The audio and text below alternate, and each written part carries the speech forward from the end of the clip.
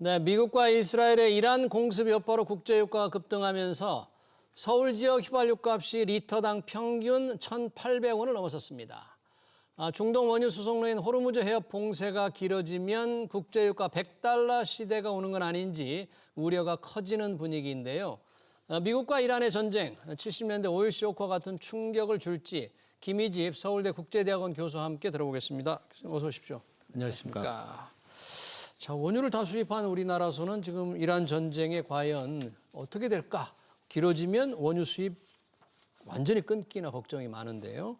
국제유가 지금 많이 올랐죠? 어느 정도예요? 네, 많이 올랐습니다. 아주 걱정스러운데요. 예. 또 유가를 떠나서 우선 많은 생명이 지금 희생되고 있기 때문에 상당히 안타까운 일입니다. 네. 빨리 조속히 좀 정리가 됐으면 하는 바람입니다. 예. 유가는 유럽 기준으로는 20%가 넘게 올랐고요. 20%. 네. 그다음에 미국은 사실 자체 조달하는 석유가 많기 때문에 조금 덜 오른 그런 상태죠. 예. 근데 이제 유가도 중요한데요. 사실은 예. 가스 가격이 더 큰 문제입니다. 가스요? 왜 네. 그러죠? 네. 가스는 네. 지금 특히 유럽이 러시아의 가스에 의존하다가 네. 러시아로부터 가스를 공급 안 받기로 하고 예. 사실 중동의 LNG, 미국의 LNG를 많이 특히 중동으로부터 LNG를 많이 사고 있는데요. 카타르에서 주로 수입하는 그렇죠. 네. 카타르에서 나오는 물량이 전부 호르무즈 해협을 지나고 있는데 따라서 가스 시장은 더 큰 영향을 지금 받고 있습니다. 그래서 사실 가스는 예. 유럽도 큰 문제고 사실 우리도 큰 문제인데요. 우리도? 유럽은 예. 네, 벌써 한 60% 이상이 거의 70% 오른 상태고요. 전쟁 이후에. 예. 그 현물 가격을 말씀드린 예. 겁니다. 우리나라도 사실 현물 가격으로 보면은 10불 70전에 들어오던 것이 네. 전쟁 나고 바로 며칠 사이에 지금 25불입니다. 현물 가격이. 현물 가격이요? 거의 140% 오른 상태이기 때문에 오. 우리가 이제 장기 계약에 의해서 한 70%는 받지만 30%는 현물로 받고 있거든요. 예. 그래서 그 충격이 있을 거고 이게 더 계속 심해지면 네. 유가도 중요하고 예. 또 가스도 그렇고 우리에게 주는 영향이 상당히 있다 이렇게 생각이 됩니다. 지금 보통 호르무즈 해협이 이제 봉쇄된다 그래서 유가, 원유 가격만 이렇게 지켜봐 했는데 네. 가스 가격이 이렇게 빨리 오른 줄 몰랐습니다. 이게 원유 가격이 이렇게 급등하면 우리한테 아주 트라우마가 있잖아요. 1973년 네, 1차 쇼크, 네, 1979년 2차 오일 쇼크. 네. 혹시 그때가 다시 되풀이되는 게 아닌가 하는 정말 걱정이 많은데 그 당시하고 지금하고 이 중동 산유국의 생산량이라든지 또는 미국과의 관계, 뭐 정치적 지형이라든지 좀 어떻게 다른가요, 지금? 네, 성격은 굉장히 다릅니다. 먼저 첫 번째, 네. 당시 중동 사태는 이제 그 아랍에 있는 국가들이 일치 단결해서 예. 이제 이스라엘을 지지하는 서방에 고통을 주겠다 해서 시작된 것이고요. 예.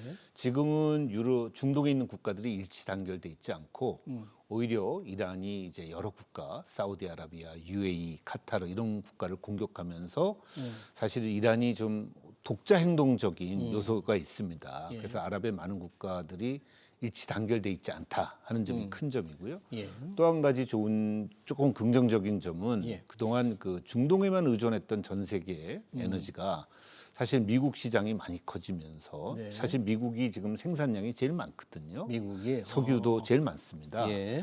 그래서 사실 미국에 의존하는 점이 많이 커졌기 때문에 과거만큼 의존도는 줄었습니다. 근데 하지만 예. 문제는 이 생산 시설이나 이런 게 문제가 아니고 예. 지금은 통행 그 운송 부분이 큰 문제가 되고 있는 겁니다. 운송이니까 네. 호르무즈 해협을 통한 호르무즈 운송 해협을 통해서 약 1,700만에서 2,000만 배럴이 하루에 이동을 하고 있습니다. 예.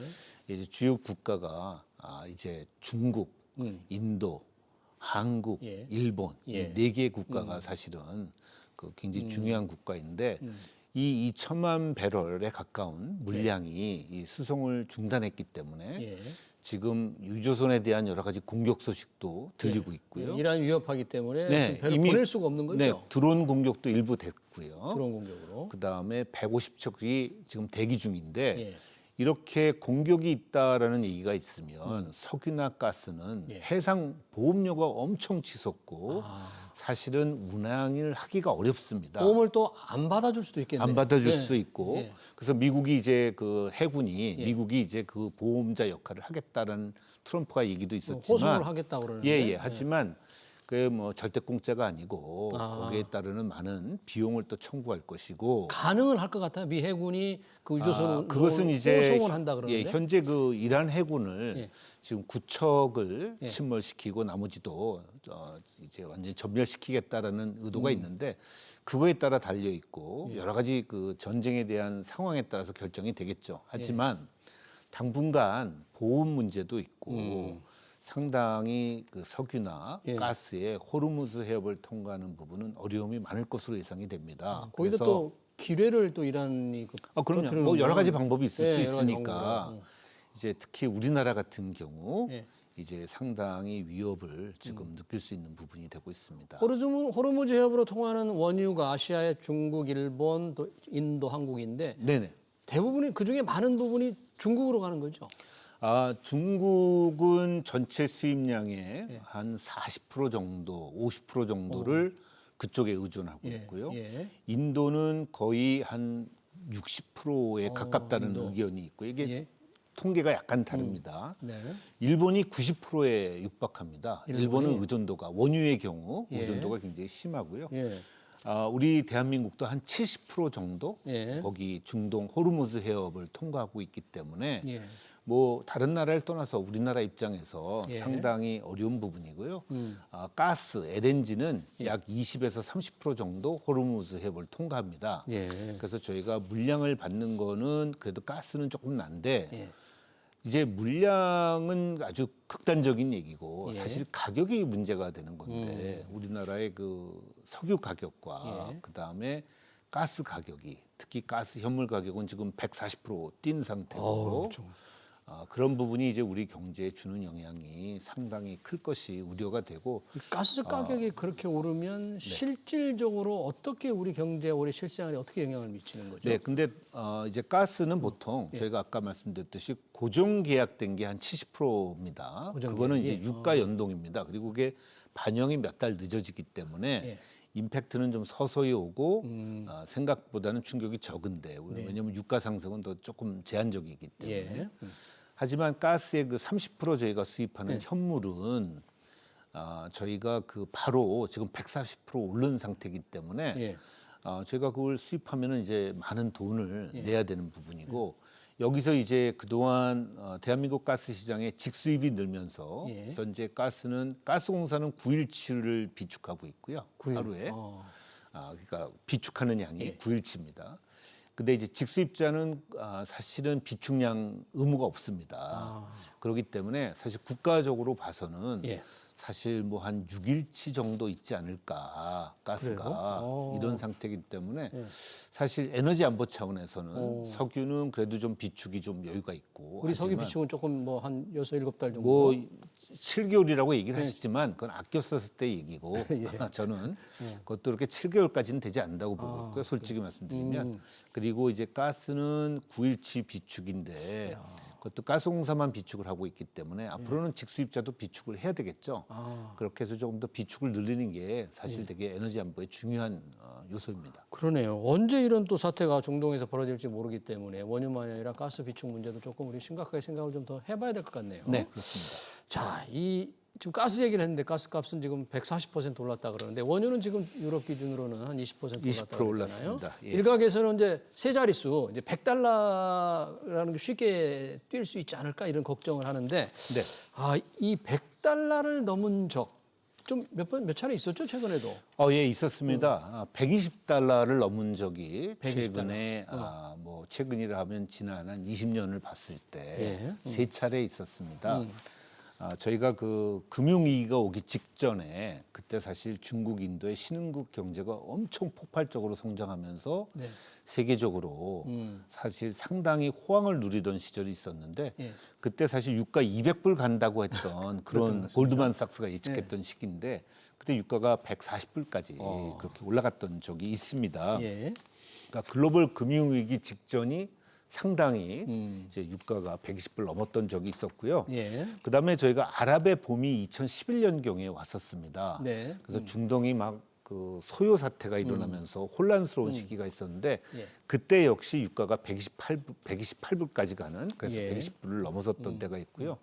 그다음에 최근에는 러시아가 우크라이나를 침공했을 때 예. 이때 러시아에 대한 러시아의 원유가 이제 전체 시장에서 사라진다라는 그런 우려 때문에 그때 역시 유가가 한 120불을 넘어서 130불대까지 올랐던 그 세 차례 120불까지 올랐던 그런 시기가 있습니다. 그러네요.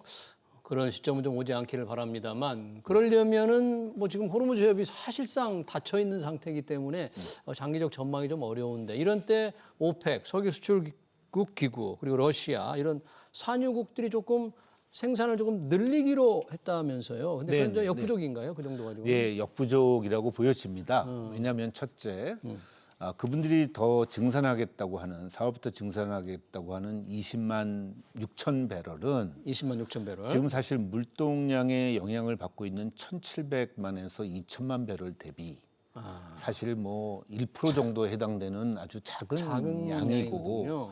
또 그나마 생산되는 것도 다 호르무즈 해협 쪽에 있는 부분이 상당히 있기 때문에 예.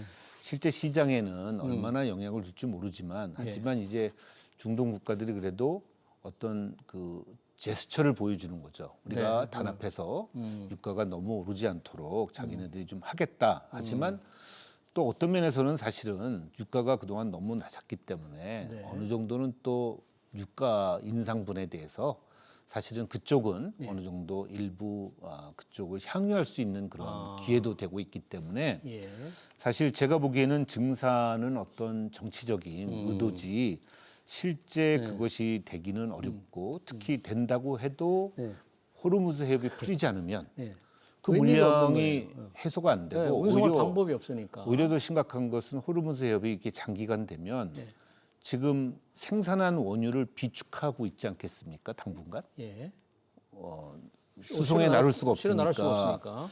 그 비축 창고도 차버리면 네. 그 생산 시설도 중단을 하고 예. 그럼 그것을 다시 가동하는데 투자가 필요하고 시간이 필요하기 때문에 그것은 조금 더 안 좋은 영향이 될 수 있기 때문에 이 호르무즈 해협에 대한 부분을 빨리 해결해 주는 게 되게 중요하고 또 인명 피해도 줄여야 되고 하는 그런 면이 되겠습니다. 육로 운송 뭐 파이프라인을 통한 육로 운송은 한계가 있기 때문에 결국 호르무즈가 맞습니다. 뚫려야만 네네네. 좀 전반적으로 유가가 안정이 될 텐데. 그래도 사우디가 한 700만 배럴, UAE 쪽으로 한 150만 배럴 이렇게 준비를 하고 있지만 상당 부분 유럽으로 갈 가능성이 높고요. 유럽으로? 위치적으로 그것들 떠나서 예.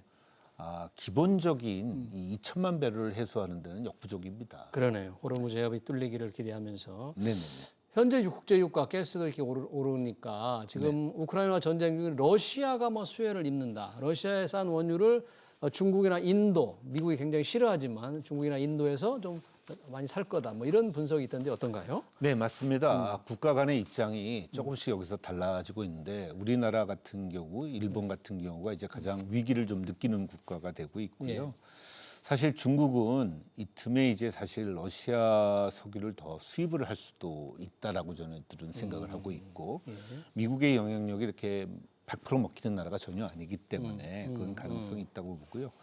인도는 최근에 관세 협상 등으로 이제 러시아 원유를 안 사기로 약속을 했는데 지금 애매한 입장입니다. 이거를 뭐 그대로 갈 수도 없고 그렇다고 비싼 석유를 계속 살 수도 없고 그래서 아마 인도가 사실 지금은 굉장히 어려운 입장이고 러시아는 사실 조용하게 지금 사실은 좋은 그 혜택을 보고 있죠. 우선 첫째 유가가 올랐기 때문에 자기가 파는 기름에 대한 그 재정적인 대가가 되게 커지는 거고 또 정치적으로 지금 미국의 제재에 의해서 굉장히 고립되다가 중국이나 인도 이런 국가들 입장에서 약간 이 내고할 수 있는 레버리지 갑의 위치가 좀 돼가는 그런 모습으로 조금 전향되고 있기 때문에 사실 조용한 승자가 러시아다 이런 의견이 많습니다. 미국이 좀 싫어하겠네요. 네. 중동 지금 사태가 터지니까 좀 여러 가지 가스 원유 걱정을 하는데 우리 그동안에 조금 뭐 수입선 다변화 미국 쪽으로 좀 많이 옮겼습니까? 다변화가 좀 이루어졌습니까? 네, 많이 됐습니다. 우리도 원래는 일본처럼 90% 이상이 중동이었는데 지금은 한 65%에서 70%로 줄었고요. 특히 미국에서 저희가 한 17%, 18%, 그러니까 미국이 두 번째 수입국입니다. 저희가 석유를 수입하는. 예. 미국에서 많이 수입을 이제 했지만 예. 그래도 아직 60%가 넘는 70%가 중동에서 오고 있기 때문에 아직도 저희들이 그쪽에 호르무즈 해협에 의존하는 도가 상당히 크지 않겠습니까? 네. 그래서 저희 나라 입장에서는 굉장히 어렵고요. 아까 국가별 얘기해서 조금 예. 더 말씀드리면 유럽의 경우가 제일 어려운 입장입니다. 유럽이 네, 유럽도 굉장히 어려운데 러시아가 우크라이나를 침공하면서 제재를 걸어가지고 예. 러시아 이제 가스를 수입하지 않으면서 상당히 그 가스 위기, 에너지 위기를 겪었었는데 그걸 이제 중동에서 미국에서 LNG를 수입해서 어느 정도 풀었다가 지금 중동 사태가 되면서 카타르에서 수입을 할 수 없게 되니까 예. 지금 에너지 위기네요. 유럽은 예. 다시 한번 또 에너지 위기가 오고 있는 그래서 예. 가뜩이나 경제가 제일 어려운 곳인데 더욱더 이제 어렵게 되는 상황이 좀 되지 않나 이렇게 우려가 되고 있습니다. 알겠습니다. 급등하고 있는 이란 전쟁으로 급등하고 있는 국제 유가 그리고 글로벌 경제에 미치는 영향까지 잘 들었습니다. 지금까지 김희집 서울대 국제대학원 교수였습니다. 교수님 고맙습니다. 네, 감사합니다.